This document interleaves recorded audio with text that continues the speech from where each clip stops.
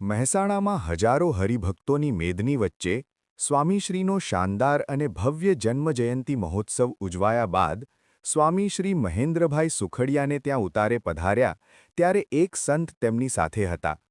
ઉતારે ખેરાલુ તાલુકાના મહિયેલ ગામના એક નવા ને તદ્દન ગરીબ હરિભક્ત સ્વામીશ્રીની પ્રતીક્ષા કરી રહ્યા હતા. આવતા વેંત સ્વામીશ્રીએ તેમની સાથે જે પ્રેમ અને આત્મીયતાથી વાતો કરી તે જોતાં જ સાથે ઊભેલા સંતને લાગ્યું જાણે જન્મજયંતિ મહોત્સવ જેવું કશું બન્યું જ નથી. એ સંતને અત્યંત આશ્ચર્ય થયું કે સ્વામીશ્રી આટલું બધું સમત્વ કઈ રીતે જાળવી શકતા હશે. એક વખત એક ભાઈ સ્વામીશ્રી પાસે આવ્યા અને કહ્યું, મારું નામ હેમરાજ છે. અમે સગ્રામ વાઘરીના ગામના વાઘરી છીએ. તેમને મળતા જ સ્વામીશ્રી પ્રસન્નતાથી બોલી ઉઠ્યા, ઓહો, તો તમારા બધા વાઘરી ભાઈઓને અહીં લઈ આવજો. અહીં તો ઘણા વાઘરી ભાઈઓ છે. હું બધાને વાત કરવાનો જ છું. પછી સ્વામીશ્રીએ ધીરે રહીને તેઓને પ્રેમથી પૂછ્યું, દારૂબારૂનું વ્યસન તો નથી ને? એમ કહેતા સ્વામીશ્રીએ તેમની સાથે આત્મીયતા સાધીને ખૂબ આશીર્વાદ આપ્યા.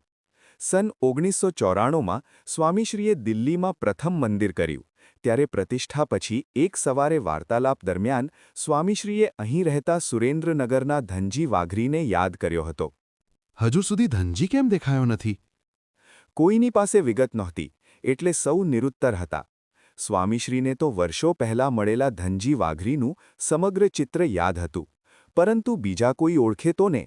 આટલી ભીડમાં એ આવ્યો કે ન આવ્યો એનું અનુસંધાને કોણ રાખે? પરંતુ સ્વામીશ્રીને બરાબર ખબર હતી કે એ નથી જ આવ્યો, નહીંતરે એમને મળ્યા વિના ન જાય.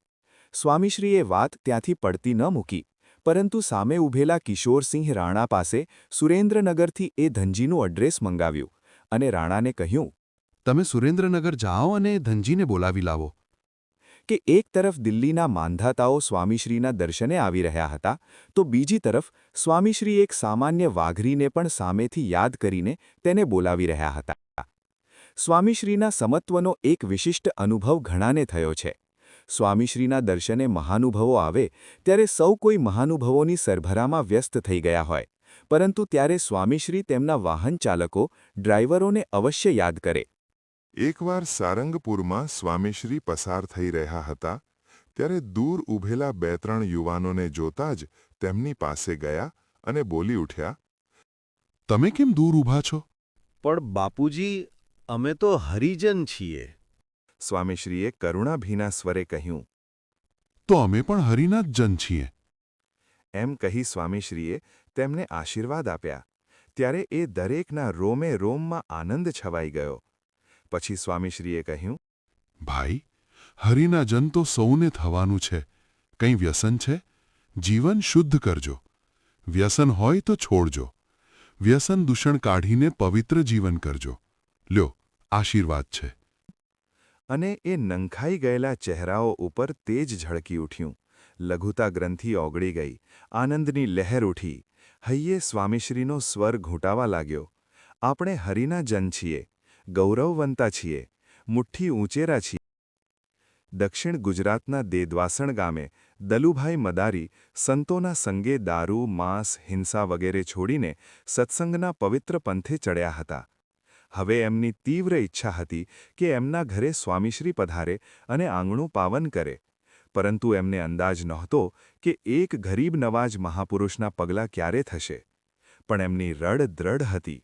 અને એક દિવસ એવો આવ્યો, તેમના ભક્તિભાવ મુજબ સ્વામીશ્રી દલુભાઈના ઘરે પધાર્યા ત્યારે તેઓ આનંદથી નાચી ઉઠ્યા.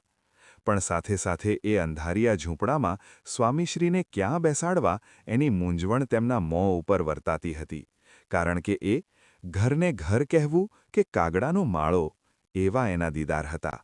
સંતોએ જ તેમને સૂચવ્યું તેમ તેમણે ઢોર બાંધવાની કોઢ સાફ કરીને ત્યાં જ સ્વામીશ્રીનું આસન બનાવ્યું અને સંતોને પણ ત્યાં જ બેસાડ્યા. તેમાંય વાતચીત દરમિયાન સ્વામીશ્રીએ જાણ્યું કે સત્સંગના પ્રતાપે દલુભાઈ બધા જ અનાચારો છોડીને હવે શુદ્ધ નિયમ ધર્મ પાળે છે. ત્યારે સ્વામીશ્રીએ દલુભાઈને પ્રેમથી આશીર્વાદ આપ્યા. તેમની સાથેના અન્ય આદિવાસીઓના શુદ્ધ જીવનથી પ્રસન્ન થઈને સ્વામીશ્રીએ તેમના પર પણ અપાર વાત્સલ્ય વરસાવ્યું. કરુણાભીના સ્વરે સ્વામીશ્રી બોલી રહ્યા હતા, ભલે ગરીબ છે, પરંતુ દર્શનથી શાંતિ થાય તેવા છે. આને કોણ પછાત કહે? સત્સંગી થયા, પવિત્ર થયા. આવા ઘર તો તીર્થ કહેવાય. આવા ઝૂંપડાઓમાં એમની ભક્તિના દર્શન થઈ ગયા. આ વિશ્વવંદનીય મહાપુરુષની વિશ્વવ્યાપી મહાનતાનો પરિચય એ ભોળા આદિવાસીઓને ક્યાંથી હોય?